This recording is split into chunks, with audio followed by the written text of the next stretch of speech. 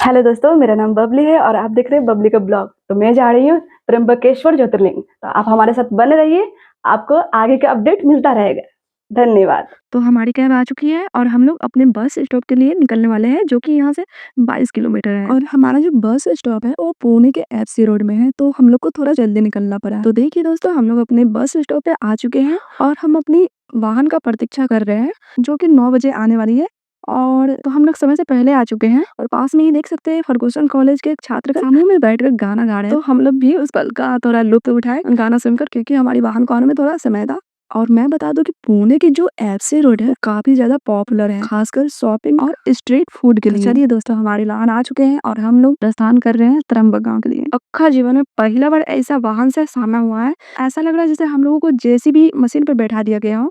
ना हम लोग सही से बैठ पा रहे हैं, ना सो पा रहे हैं। और हम लोगों की रात का जो यात्रा है कैसे जाने वाला है पता नहीं। खैर छोड़िए, हम सबका आधा यात्रा हो चुका है और आधा जो बचा हुआ सुबह तक कंप्लीट हो जाएगी, क्योंकि सुबह के 6 बजे हम लोग त्र्यंबक गाँव में रहेंगे। मैं बता दूं कि रात को 1:30 बज रहा है और फिलहाल हमारी जो बस है वो एक स्थान पे आकर रुकी हुई है, क्योंकि यात्रा लंबा है। तो यात्रीगण थोड़ा फ्रेश होंगे, कुछ खाना खाएंगे और जो मेरे जैसे बैठे बैठे बोर हो चुके होंगे वो इस स्थान के इर्द गिर्द भ्रमण करेंगे। और फिलहाल मैं वही कर रही हूँ। तो चलिए, हमारी जेसीबी खुलने वाला है, अर्थात हमारा वाहन। फाइनली हम लोग त्र्यंबक गाँव में पहुंच चुके हैं और मैं बता दूं कि यहाँ कुछ भक्तजन ढोल नगाड़े के साथ जा रहे हैं, जो बहुत ही सुंदर लग रहा है।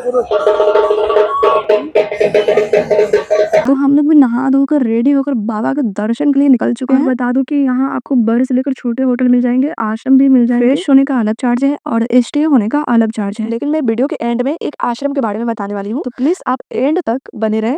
फिलहाल हम लोग फूल प्रसाद लेकर बाबा के दर्शन के लिए निकल चुके हैं। और मैं बता दूं, आज भीड़ बहुत ज्यादा है, बहुत ही ज्यादा। तो हम लोग कोई चांस नहीं ले सकते, क्योंकि हम लोगों को आज रात को ही रवाना होना है अपने घर के लिए। हम लोग पहले से डोनेशन दर्शन का पास करवा लिए थे, तो हम लोग डोनेशन दर्शन के थ्रू ही जा रहे हैं। और आप देख सकते हैं अंदर भी कितना भीड़ है। कम से कम अभी 2 घंटा लगने वाला है, क्योंकि बाबा का भी श्रृंगार हो रहा है, उसके बाद आरती होगी। तब तक मैं आपको ये बता देती हूँ कि त्र्यंबकेश्वर ज्योतिर्लिंग प्रकट कैसे हुए हैं। पौराणिक कथा के अनुसार ऐसा माना जाता है कि यह क्षेत्र ऋषि मुनि का तपोवन था और यहीं रहते थे गौतम ऋषि और उनकी पत्नी अहिल्या। वे एक तपस्वी थे और उनकी तपस्या से उनके आश्रम में अन्न धन की कमी नहीं होती और ये सब देखकर कुछ ऋषि मुनि को उनसे ईर्ष्या होने लगा और ईर्ष्या में आकर उन पे ने एक षड्यंत्र रचा, जिसके कारण गौतम ऋषि गौ हत्या के भागी बन गए। और हिंदू धर्म में गौ हत्या का पाप बहुत बड़ा पाप माना जाता है। तब जाकर गौतम ऋषि भगवान शिव की कठोर तपस्या करके उनको प्रसन्न किए। तब शिव जी प्रसन्न हुए और अपनी जटाओं से माँ गंगा को पृथ्वी पर प्रवाहित किए, जो आगे चलकर गोदावरी बनी, जिसे हम दक्षिण के गंगा भी कहते हैं। त्र्यंबकेश्वर ज्योतिर्लिंग में ब्रह्मा विष्णु महेश का वास माना जाता है। और एक बात बता दूं, 12 ज्योतिर्लिंग में से त्र्यंबकेश्वर ज्योतिर्लिंग असामान्य है, क्योंकि आपने जितना भी शिवलिंग देखे हैं सतह से ऊपर होता है, लेकिन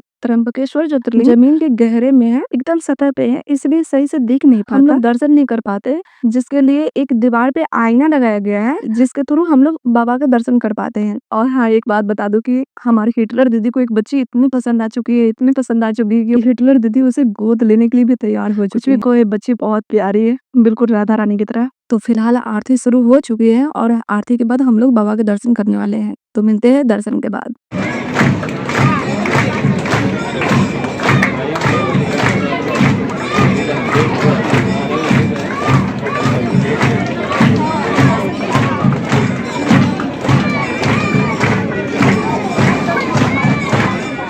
तो दोस्तों, हमारी दर्शन अच्छे से हुई और हम लोग फिलहाल कोशावर्त कुंड के पास जा रहे हैं।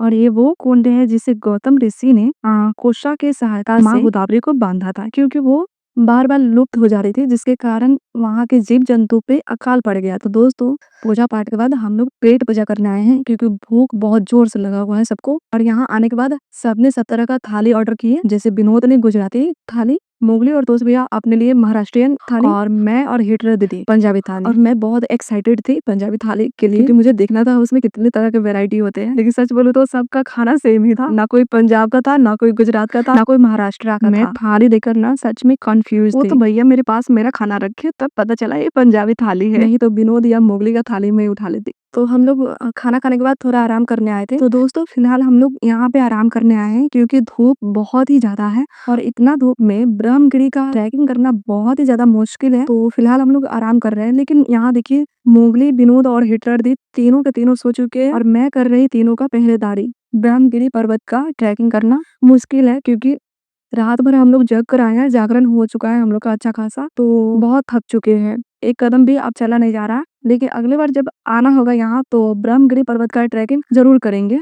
और मेरा क्या सीन है कि मैं ना खुले में सो नहीं पाती, मुझे नींद नहीं आता। ऐसे तो मुझे भयंकर वाला नींद आ रहा है, बट मैं नहीं सो पाती हूँ खुले में, और मुझे इन तीनों का पहरेदारी भी देना है। तो देखिए दोस्तों, पहरेदारी देते-देते दोपहर से शाम हो चुकी है और हम लोग निकलने वाले हैं यहाँ से, क्योंकि हमारा जो रवाना होने का बस है वो रात को 9 बजे है। थोड़ा बहुत शॉपिंग करना है और निकलना है यहाँ से। तो मैं बता दूँ, मैं अपने लिए एक सिंदूर का सुंदर सा डिब्बा ली और सिंदूर ली। ऐसा माना जाता है कि तीर्थ स्थल से सिंदूर ले जाना शुभ होता है। तो आप शादीशुदा है तो खुद के लिए सिंदूर जरूर लीजिएगा, या फिर अपने घर की स्त्री के लिए ले जा सकते हो जिसकी शादी हो चुकी है। और मैं बता दूं कि मुझे बचपन से ही ये व्हील्ड चाइन्स बहुत पसंद था, बट हमको मिलता नहीं था। तो मुझे इस बार मिल चुका है और मैं उसे ले भी लिया।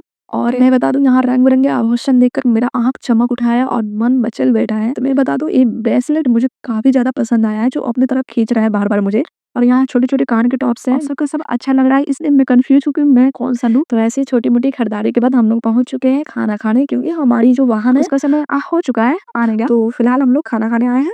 तो दोस्तों, हम लोग खाना खाने के बाद जब यहाँ से गुजर रहे थे तो हम लोगों को गजानंद महाराज संस्थान दिखा, जो एक आश्रम है। और जब इस आश्रम के बारे में पता चला तो हम लोग चौंक गए, क्योंकि यहाँ पे खाना रहना सब आपके बजट के अकॉर्डिंग हो जाएगा। सच बोलूं तो हम लोग को बहुत अफसोस हुआ, क्योंकि हमारी जेब अच्छी खासी ढीली पड़ चुकी है। और मैं बता दूं, मैं चाहती हूँ आप लोग जब भी आए तो आप लोग का जेब ढीली ना पड़े, इसलिए सबसे पहले आप आकर यहाँ प्रस्थान करके पता कर लीजिएगा। लेकिन हाँ, उसके लिए ना आपको ना इन द मॉर्निंग 4 से 5 बजे के बीच में ही आना होगा, तभी आपको रूम मिल सकता है। तो चलिए दोस्तों, हमारा यात्रा यहीं पे समाप्त हुआ। फिर मिलते हैं नेक्स्ट व्लॉग गिरनेश्वर ज्योतिर्लिंग ब्लॉग में। और हाँ, बायो में यूट्यूब का लिंक दे दिया है हमने, तो आप वहाँ जाकर फुल वीडियो देख सकते हैं। और वीडियो पसंद आया हो तो लाइक, शेयर और सब्सक्राइब करें। हर हर महादेव, धन्यवाद।